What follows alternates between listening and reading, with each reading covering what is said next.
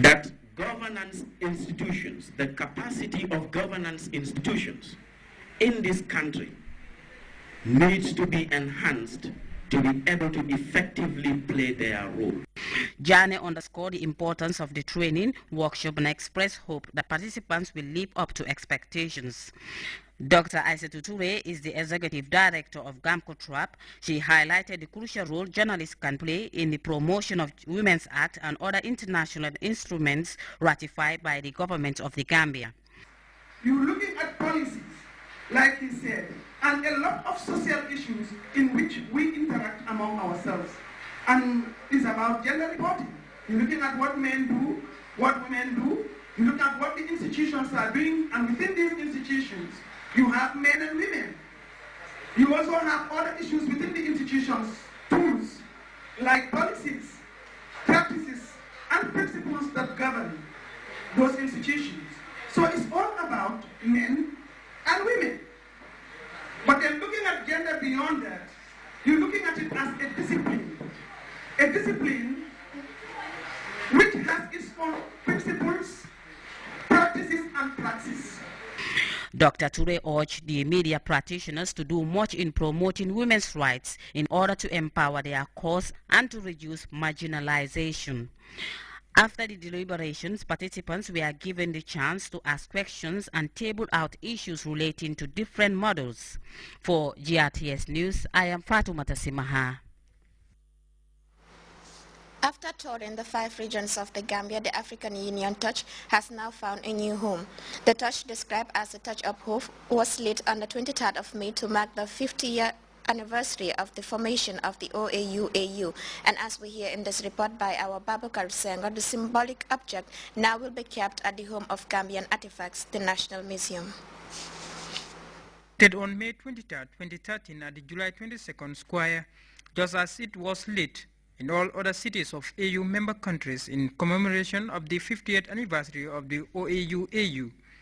OAU-AU Touch is a symbol of commemoration of the 50th anniversary of from the formation of the Organization of African Unity, which was lighted on the 23rd of May at the Makati Square here, because all member countries within the OAU member countries, they are all asked to do a commemoration of that nature.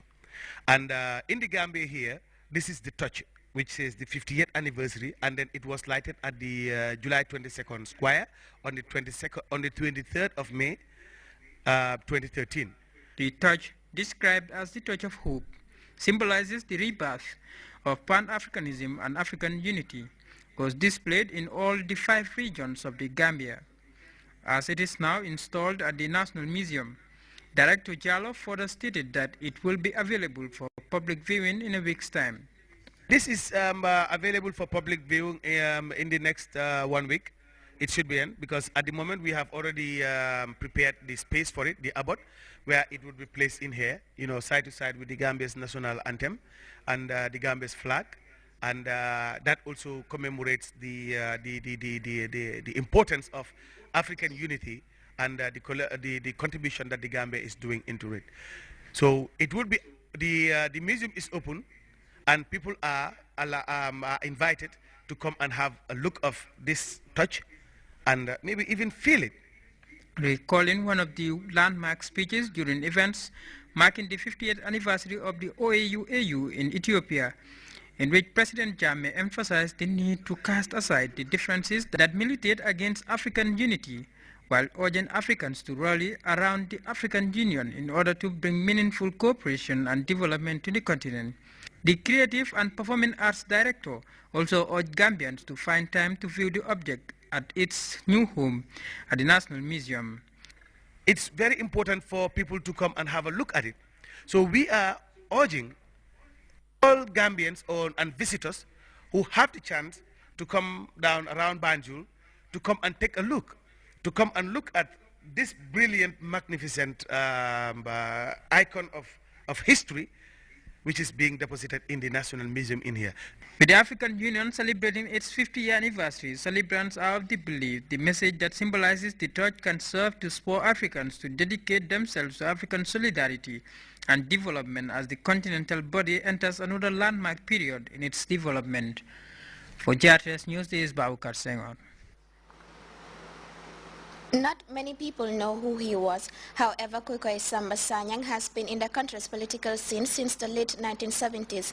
After making an unsuccessful attempt to represent his constituency in parliament, Kukoy Samba Sanyang rallied behind a ragtag group in an attempt to overthrow the Jawara administration in 1981. As we hear in this report by Ibrahim Balde, the country's prime fugitive, who had been on the run for several decades, reportedly died in Mali.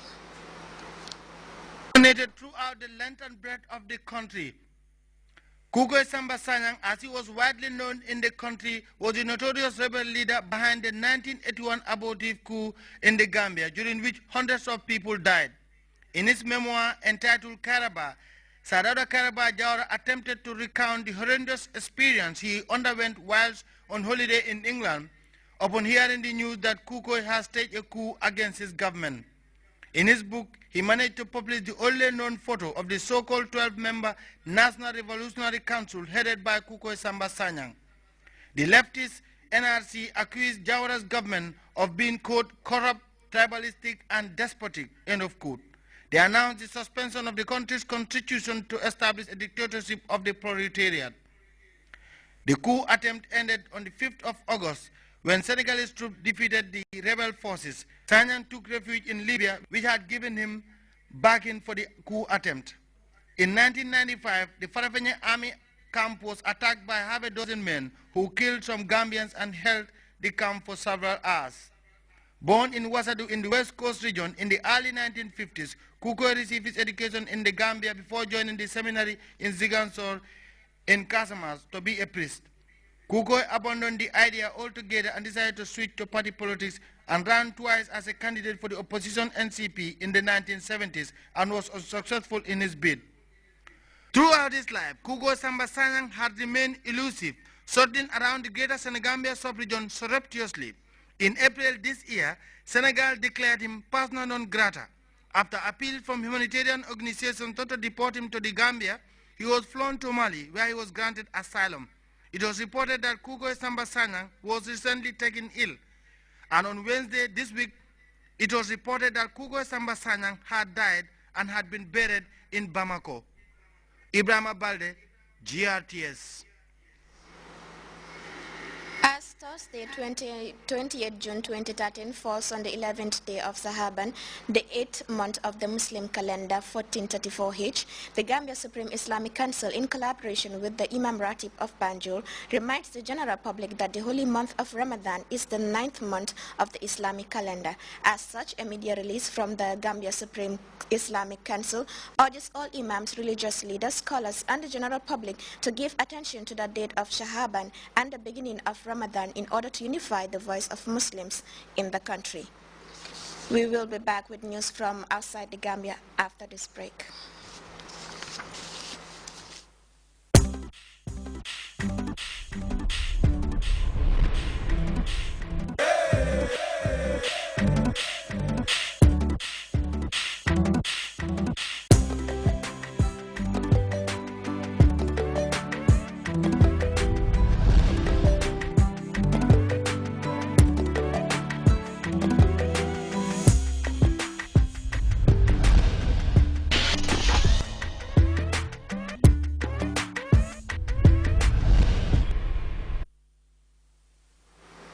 Welcome back.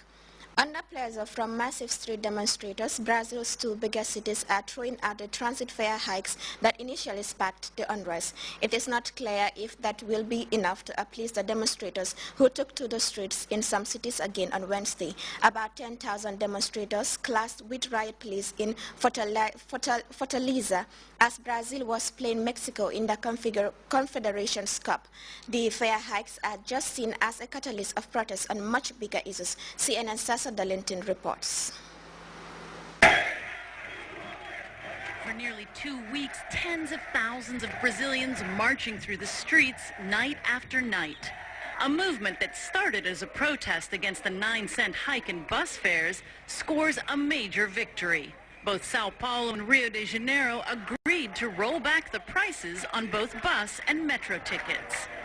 But is it too little too late?